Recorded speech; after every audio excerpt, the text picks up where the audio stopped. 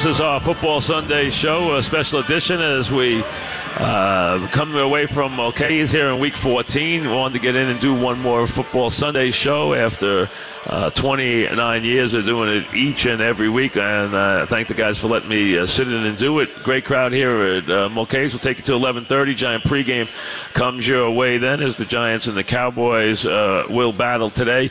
2-minute drill. You can get aboard. One question, one comment. We'll get to them in just a couple of minutes. First, I want to get to the picks that I did on Friday that I'll update for you now. I'll tell you what it was, and those were the picks, but I'll tell you, the lines might have changed now. They have a little bit, actually, in the 3 picks I made, they've actually changed in our favor. On Friday, I picked the Packers over the Browns as a 3-point favorite. They are still 3-point favorites over the Cleveland Browns. Surprisingly, that it's just 3. It tells you how little they think of the Packers right now because of their offensive problems with only a quarterback who threw for 84 yards last week. They have to find a way to win this game. I think they will. It's easier when you're playing a team that's lost 30 of its last 31 games.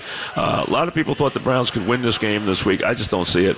I'd be very surprised. The Packers, this is a lot of pressure on the young quarterback this week to deliver the team at 7-6. At 6-7, it'll be very hard for them to justify bringing Aaron Rodgers back. And Aaron Rodgers is dying to get back in there. They said he looked great in practice. He can't come back the next week. He wants to come back with a chance. If they lose today, they don't have a chance to make the playoffs. So they've got to find a way to deliver this game so they can put their star back in next week and he can play the last 3 weeks of the season. That's what they want to do. And that's what they're hoping for. But again, it doesn't work at all if they fall this week. One of the reasons why I think they don't want to let their star quarterback down and have him not have, I think he'd come back anyway. It would be a tough thing to justify, but I think they would do it anyway because he's dying to play. But if they can win this game and get to 7-6, you can at least then think that there's a chance. Next week, Green Bay would play at Carolina. The week after, they would play home to Minnesota in prime time on the 23rd. They would play Minnesota that night. And then they would finish up the last game of the season, I believe, with the Lions. But let me make sure. They play the last game at Detroit. So they have, after this week with Cleveland, they have at Carolina, home in prime time to Minnesota, and then at Detroit. Not easy games. 2 of the 3 teams winning teams, 2 teams with playoff designs, but they're a very different team when they have Aaron Rodgers, a quarterback who's the best quarterback in the league and one of the great quarterbacks of all time. The other picks, the second pick was the Rams. They were a 2.5-point favorite when I made it on Friday. They are now underdog today, which is very surprising how much it has shifted to the Eagles.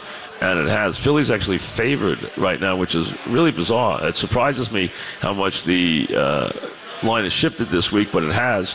And I don't have I have injuries on both teams. I don't have anything significant enough to make that a reason. Usually the only things that move the lines are quarterbacks, and that's not the case. The game now is settled in a pick, so it's moved back to there. But so you get a little better break with the game than I did on Friday when I picked it for the Rams when they were favored.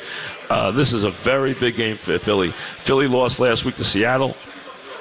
They were hoping to be the number 1 seed. They have had a wonderful season. They stayed out on the West Coast all week to prepare themselves to play this game against the Rams. And now they have this game this afternoon. A very interesting game of 2 young teams, inexperienced coaches who are putting these teams through these kind of paces for the first time. And it'll be interesting to see how it works out and how well they do as they take on a Ram team that has been very, very solid all season. Fascinating game today, as is the Minnesota game in Carolina. Then my third pick was the Steelers this evening against the Ravens. I know a lot of people think maybe they're looking ahead, and this line has come down to where the Steelers are only favored by 4.5. I think the Steelers are going to be very emotional. I also don't think the Raven offense is at all consistent. Next week's game doesn't matter for the Steelers. Won't matter nearly as much if they lose this week. They need to win this game this week. And I think they will. I think they'll put up a good offensive show. Baltimore's defense has been very good. Their offense has been very, very shaky. But they have played better of late. These games are usually close, but I think the Steelers are going to win.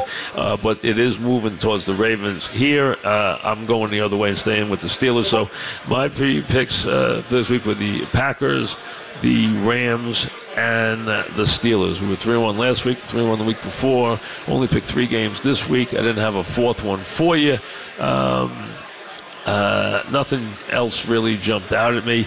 I think a couple of the games are very hard to figure out, including Dallas and the Giants. I think could go either way. Raiders and Kansas City, I think could go either way. I was so actually dismayed by what I saw from the Chiefs last week. Being at the game, their defense was atrocious, and they put Revis in the game, and they had to bench him.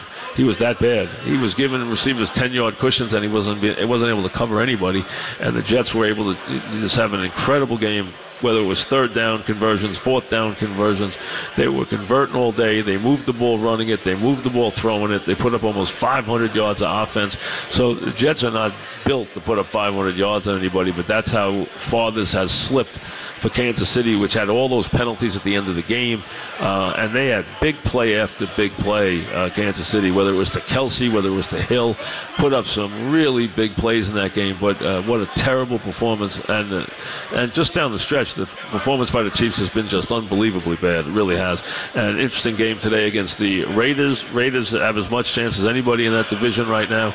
And, of course, the Chargers get Washington today, and then they play at Kansas City in prime time next week. And they've won 6 of their last 8 after an 0-4 start. And they're playing probably better than anybody in the division right now. So it'll be interesting to see what happens there. The other game of interest will be Seattle today against Jacksonville. Jacksonville's a legitimately good team, although their quarterback has a habit of making bad plays at the wrong time. He's done that 2 or 3 times this year.